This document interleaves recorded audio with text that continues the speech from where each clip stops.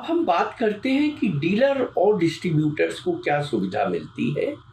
देखिए, जो भी ये सुविधाएं हैं, हालांकि ये बेसिक कैटेगरी में आता है, लेकिन इलेक्ट्रिक व्हीकल इंडस्ट्री के अंतर्गत ये सुविधाएं बहुत रेयर कोई ओईएम उपलब्ध कराता है।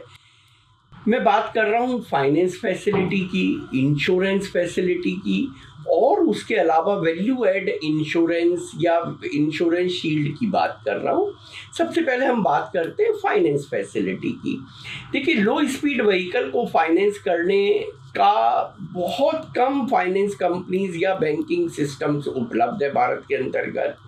संपूर्ण ईवी एक बड़ी रेंज ऑफ एनबीएफसी और बैंकिंग सिस्टम की जो बैंक्स हैं उनको उपलब्ध कराता है अपने डीलर डिस्ट्रीब्यूटर्स को। फाइनेंस के अंदर जो सबसे बड़ी जो समस्या आती है वो समस्या आती है कि डीलर डिस्ट्रीब्यूटर लेवल पे अवेयरनेस का अभाव है। उनको पता नहीं होता है कि वो क्या क्या डॉक्यूमेंट्स और क्या क्या फॉर्मेलिटीज़ करें जिसके बेसिस पे उनके केसेस बहुत आराम से फाइनेंस हो जाए।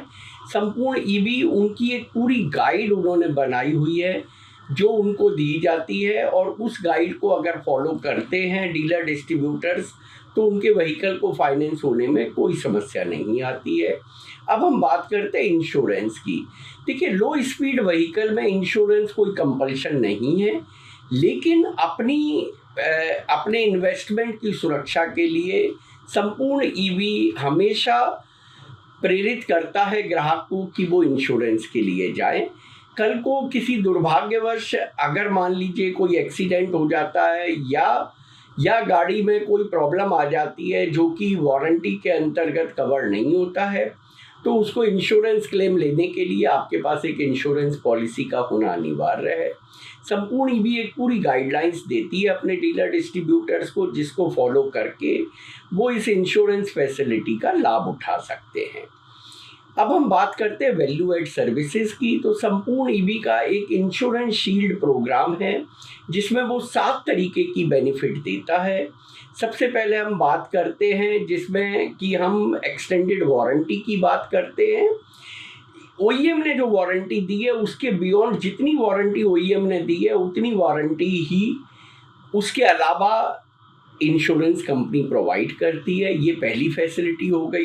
दूसरी फैसिलिटी की अगर हम बात करते हैं तो वो ईएमआई प्रोटेक्ट है, जिसके की अंतर्गत किसी दुर्घटना हो जाने की कंडीशन में अगर 5 दिन या उससे ज़्यादा का हॉस्पिटलाइजेशन है तो उस महीने की ईएमआई इंश्योरेंस कंपनी पे करती है।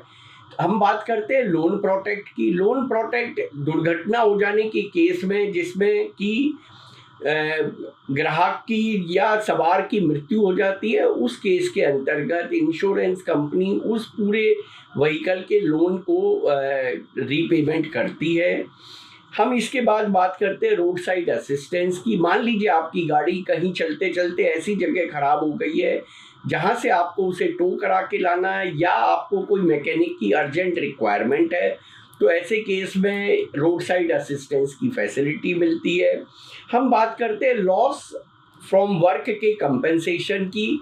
हॉस्पिटलाइजेशन अगर 5 दिन या उससे ज़्यादा है तो 1000 रुपये पर डे के हिसाब से जो आपका काम पे ना जाने की वजह से लॉस हो रहा है अर्जेंट में, उसको कंपेंसेट करती है इंश्योरेंस कंपनी।